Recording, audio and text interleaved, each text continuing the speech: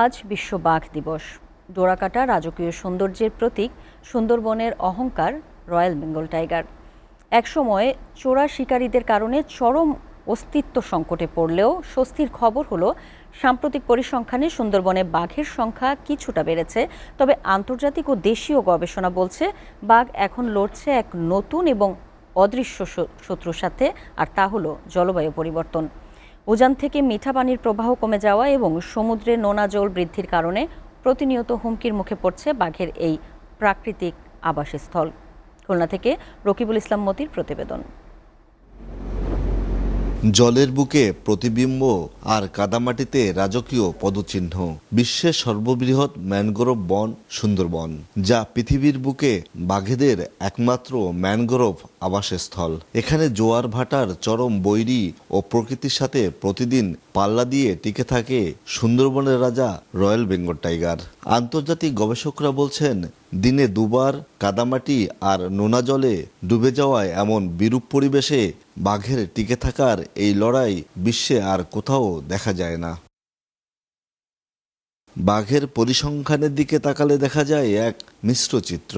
2004 সালে পায়ের ছাপ বা পাগমার্ক পদ্ধতিতে জরিপে সুন্দরবনে বাঘ ছিল 440টি। তবে আধুনিক ও বিজ্ঞানভিত্তিক ক্যামেরা ট্র্যাপিং পদ্ধতিতে 2015 সালে তা কমে দাঁড়ায় মাত্র 106টিতে, যা ছিল বড় একটি সতর্কবার্তা। এরপর চোরা শিকার রোধে শুরু হয় কঠোর উদ্যোগ। ফলে 2018 সালে সংখ্যাটি বেড়ে 114তে দাঁড়ায়। আর বন বিভাগের সর্বশেষ তথ্য মতে এই সংখ্যা এখন 125-এর ঘরে পৌঁছেছে। গত 3 বছর আমরা 3বার ক্যামেরা ট্র্যাপিংয়ের মাধ্যমে গণনা করছি। 2015 সালে আমরা 106টি বাঘ পেয়েছিলাম, 18 সালে গণনা করে 114টি পেয়েছি এবং 24 সালে গণনা করে 125টি বাঘ পেয়েছি। সুতরাং আপনারা দেখছেন যে বাঘ ক্রমান্বয়ে বৃদ্ধি পাচ্ছে। তবে বাঘের সংখ্যা বাড়লেও স্বস্তির কোনো সুযোগ নেই। আন্তর্জাতিক বিজ্ঞান সাময়িকী সায়েন্স অফ টোটাল এনভায়রনমেন্ট এবং ওয়ার্ল্ড ওয়াইল্ডলাইফ ফান্ডের গবেষণা বিশ্লেষণ করলে দেখা যায়, সুন্দরবনে বাঘ এখন অদৃশ্য শত্রুর শিকার। সমুদ্রপৃষ্ঠের উচ্চতা বৃদ্ধি এবং জলবায়ু পরিবর্তনের কারণে বাঘের এই প্রাকৃতিক আবাসস্থল প্রতিনিয়ত সংকুচিত হচ্ছে। বাঘ সুরক্ষার জন্য আমরা দেখা যাচ্ছে যে প্রতি বছরই আপনার খুলনা বা সুন্দরবন এলাকা আপনার ঝড়, ঝঞ্ঝা, জলোচ্ছ্বাস এবং অতি আপনার জোয়ার হয়ে থাকে। বর্তমানে আপনার জোয়ারের পানির উচ্চতা অনেক বৃদ্ধি পায়। এই জন্য আমরা 20টি কিল্লা নির্মাণ করেছি, যাতে বাঘ সহ অন্যান্য বন্যপ্রাণী ওই কিল্লার মধ্যে আপনার আশ্রয় গ্রহণ করতে পারে।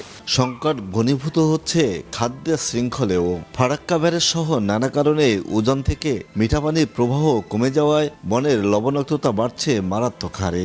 এতে নষ্ট হচ্ছে বাঘের প্রধান শিকার চিত্রা হরিণ ও বন্য শূকরের বিচরণ ক্ষেত্র। মিঠা পানি ও খাদ্যের অভাবে বাঘ প্রায়ই পথ ভুলে ঢুকে পড়ে লোকালয়ে। তবে আসার কথা হলো, বন বিভাগের ভিলেজ টাইগার রেসপন্স টিমের কারণে আগের মতো মানুষ বাঘ সংঘাত এখন অনেকটাই কমেছে। সুন্দরবনের চারধারে বিশেষ করে গ্রামগুলো যেখানে মানুষের লোকবসতি এবং বন যেখানে খুব কাছাকাছি, সরু খাল কিংবা দিয়ে মাত্র ডিভাইড হয়েছে, এইসব জায়গায় প্রায়শই বাঘ কিন্তু লোকালয়ে ঢুকে যেত এবং একটা সময় এরকম প্রায়ই শোনা যেত যে বাঘ লোকালয়ে ঢুকে গিয়েছে।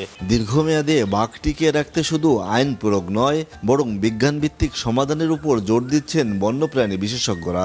চিত্রা হরিণের চোরা শিকার বর্তমানে বাঘ সংরক্ষণের সবচেয়ে বড় হুমকি। বাঘের প্রধান খাদ্য কমে গেলে তাদের অস্তিত্ব ঝুঁকির মুখে পড়ে। জলবায়ু পরিবর্তন হলে অবশ্যই বাঘ এবং তার শিকার প্রাণীর উপর একটি বিরূপ প্রতিক্রিয়া দেখা যাবে এবং তার কিছু লক্ষণ আমরা দেখতে পাচ্ছি।